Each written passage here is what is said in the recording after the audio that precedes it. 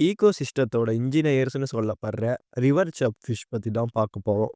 ஏன் இதுங்கள நான் இன்ஜினியர்ஸ்ன்னு சொல்றேன்னா, இதுங்க ப்ரீடிங் டைம்ல ஃபீமேல்ஸ் எக் லே பண்றதுக்காக குறிப்பிட்ட சைஸ்ல இருக்கிற கூழாங்கற்கள மேல் ஃபிஷ் எடுத்துட்டு போய் ஒரு குவியல் மாதிரி உருவாக்கி நெஸ்ட் கட்டும்.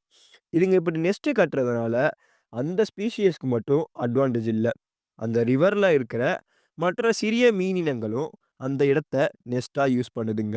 ப்ரீடிங் டைம் போது மேல் ஃபிஷ்ஷஸ்க்கு தலையில சிறிய கட்டிகள் உருவாகும்.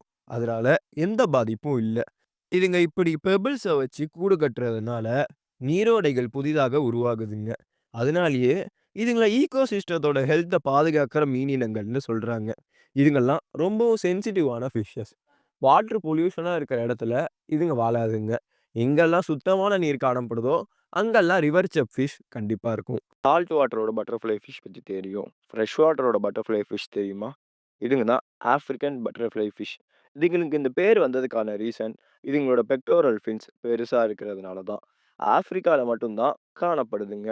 இதுங்கலாம் அக்வாரியம் ஹாபில ரொம்பவும் ஃபேமஸான மீனினங்கள். இதுங்கலாம் நீரோடையோட மேல் பரப்புல தான் காணப்படுது. சின்ன சின்ன பூச்சிகள், சின்ன சின்ன மீன்கள சாப்பிட்டு தான் உயிர் வாழுது. சில நேரங்கள்ல தண்ணிய விட்டு ஜம்ப் பண்ணி பூச்சிகள பிடிக்கும். இதுங்களுக்கு எக்ஸலன்ட் ஐசைட்ங்கிறது இருக்கு. ப்ரீடிங் அப்புறம் ஃபீமேல்ஸ் எக்ஸ லே பண்ணோனே, அந்த எக்ஸ் எல்லாம் சர்ஃபேஸ்ல ஃப்ளோட் ஆகும். பேரன்டல் கேர்ங்கிறது இந்த ஃபிஷஸ்களுக்கு கிடையாது. சாதாரணமா ஸ்விம் பிளேடர்ஸ்லாம் மீன்களுக்கு மிதக்கறதுக்காக தான் உதவுது. பட் இந்த ஃப்ரெஷ் வாட்டர் பட்டர்ஃப்ளை ஃபிஷ்னா ஸ்விம் பிளேடர யூஸ் பண்ணி பிரீத்தும் பண்ணுதுங்கன்னு சொல்றாங்க. இதுங்கள லிவிங் ஃபாசில்ஸ்ன்னு சொல்றாங்க.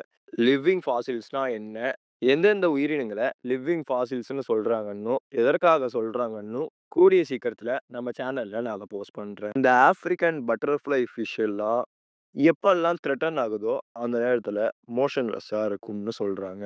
இதுங்கெல்லாம் ரொம்பவும் டெரிட்டோரியல் ஃபிஷஸ்ன்னு சொல்றாங்க.